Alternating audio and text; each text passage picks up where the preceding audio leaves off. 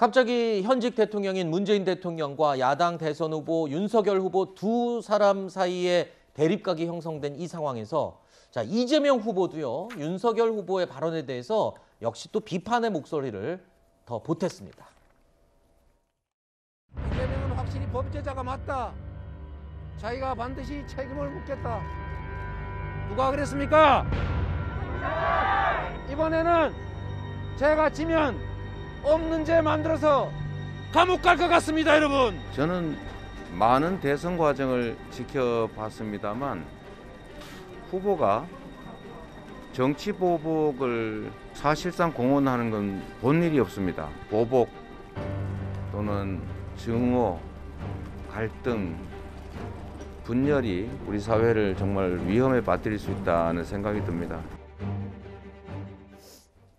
윤 후보의 발언에 대해서 이재명 후보는 이렇게 얘기했습니다. 후보가 정치 보복을 사실상 공언한 일은 여태까지 본 적이 없다.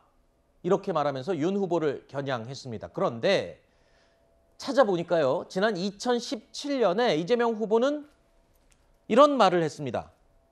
적폐와 불의를 청산하는 게 정치 보복이라면 이건 맨날 해도 된다. 이렇게 얘기를 했습니다. 자, 그렇다면 이재명 후보 5년 전에는 적폐 청산에 적극 동의하는 입장을 공개적으로 밝혔던 거잖아요. 그러니까 저 얘기가 그때 홍준표 대표가 지금의 문재인 정권이 정치 보복 쇼만 하고 있다 그렇게 얘기를 하니까는 이재명 지금 후보가 당시에 그렇게 대답을 했었던 거잖아요. 네. 근데 지금은 또 말이 바뀌어버린 거잖아요. 그러니까 우리가 할 때는 적폐청산이고 우리가 당할 때는 이거는 정치 보복이다 이런 프레임이 돼버리는데 윤석열 후보 같은 경우에는 과거에도 사람에 충성하지 않는다 네. 이런 얘기들을 일관되게 계속 해왔거든요. 볼 때 윤석열 후보는 말이 안 바뀌고 계속 원칙적인 말을 해오고 있고 이재명 후보는 말이 바뀌고 있단 말이에요. 한 사람은 정치적이고 한 사람은 원칙론자니까는 네. 지금의 이 대목에서 이재명 후보는 차라리 본인은 빠져 있는 것이 더 낫지 않을까 그런 네. 생각이 듭니다.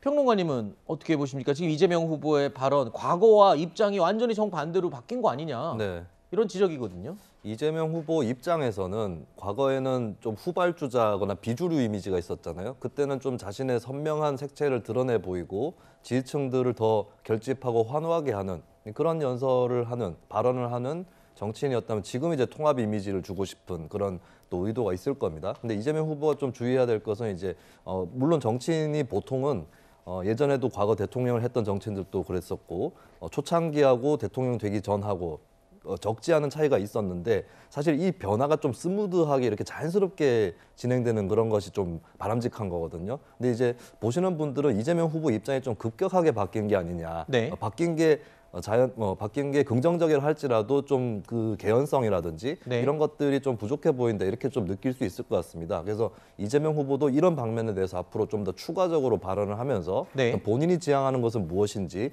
이런 것들을 좀 긍정적으로 설명을 할 이유가 있고 의무가 있다 네. 이렇게 보여집니다. 근데 알겠습니다. 이재명 후보 같은 네. 경우에는 지금 뭐 대장동부터 해가지고는 뭐 여러 가지, 그러니까 본인하고 관련이 있는지는 모르겠지만은 그 시장으로 있었던 지역에서 계속 뭔가 의혹이 터져 나오고 수사가 제대로 안 되고 있다는 게 있어서 본인의 어떤 해명을 해야 될 부분이지 어떤 원칙론적인 입장을 한다고 해가지고는 사람들이 납득할 수 있을 것 같지는 않다 그런 생각이 들고, 그리고 아까 김건희 씨 그 계좌 관련 추가 나온 거 말씀하셨는데요. 제가 그걸 찾아봤더니 이게 지금 해석이 잘못된 부분이고 추가로 무슨 계좌 거래를 했다는 건 없다고 그런 알겠습니다. 얘기가 있으니까 이 부분은 좀 팩트 체크를 해야 될 것 알겠습니다. 같습니다. 바로 그런 부분들 궁금하시다면 오늘 밤 8시에 채널A를 통해서 생중계되는 2차 TV 토론을 보시면 이 주제 가지고 어떤 이야기들을 후보들이 나눌지 확인하실 수 있습니다.